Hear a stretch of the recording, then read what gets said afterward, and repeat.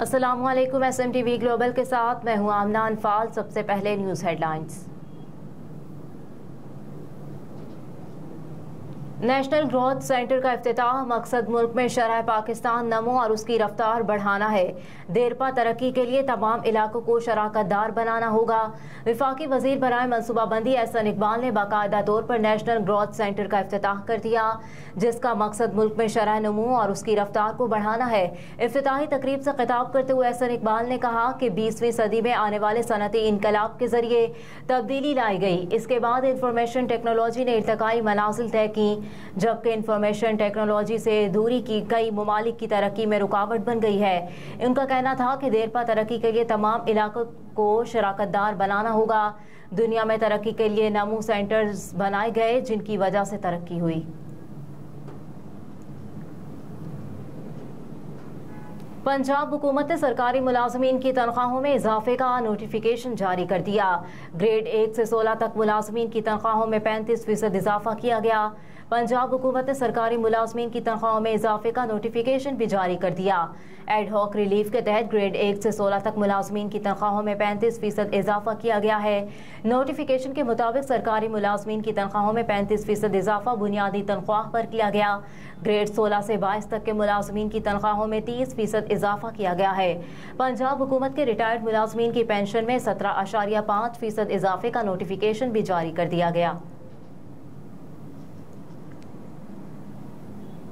Chairman PTI ने सियासी development पर नजर रखने का कहा है। वकला के जरिए चेयरमैन से रहनुमाई लेते रहेंगे। पाकिस्तान तहरीक इंसाफ के रहनुमा शाह महमूद कुरैशी ने कहा कि चेयरमैन PTI ने कोर कमेटी को वाज़ेह हिदायत दी है कि सियासी डेवलपमेंट पर नजर रखनी है। जेल में वकला के जरिए चेयरमैन से रब्ता होगा तो रहनुमाई लेते रहेंगे। लाहौर में मीडिया से गुफ्तगू करते हुए कहा कि चेयरमैन PTI की हिदायत पर पार्टी को आगे लेकर चल रहे हैं। जहां जरूरत पड़ी उनकी रहनुमाई लेते रहेंगे।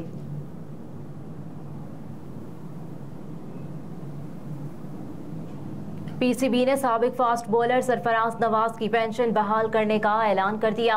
ज़का अशरफ ने सरफराज नवाज को पाकिस्तान क्रिकेट बोर्ड की क्रिकेटर वेलफेयर पॉलिसी के तहत उनकी तमाम रुकी हुई अदायगियों का चेक दिया।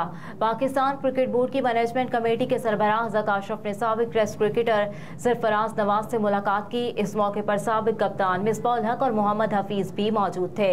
मुलाकात का मकसद जनवरी 2017 से सरफराज नवाज की रुकी हुई अदायगियों के मसले को हल करना था। मुलाकात के दौरान साबिक फास्ट बॉलर सरफराज नवाज ने ज़का अशरफ को चेयरमैन मैनेजमेंट कमेटी PCB बनने पर मुबारकबाद दी।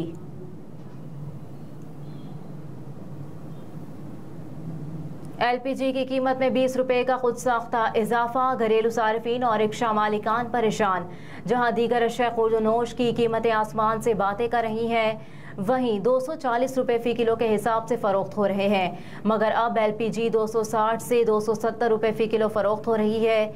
ज़िले इंतजामिया की गैर संजीदगी के बायस LPG की फी किलो कीमत 20 रुपए इजाफे के बाद ओपन मार्केट में 240 से 260 रुपए तक पहुंच गई। LPG की कीमत में इजाफे से रिक्शा मालिकान भी परेशान है।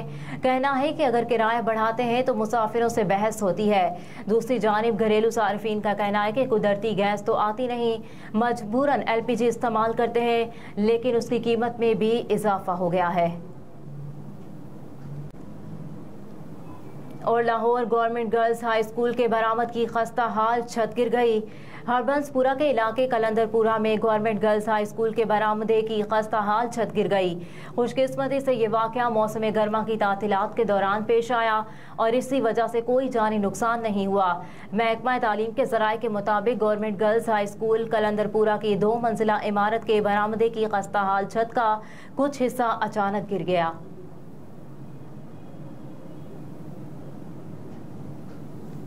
हेडलाइंस आपने जानी। फिल वक्त इतना ही। आप देखते रहिए SMTV ग्लोबल।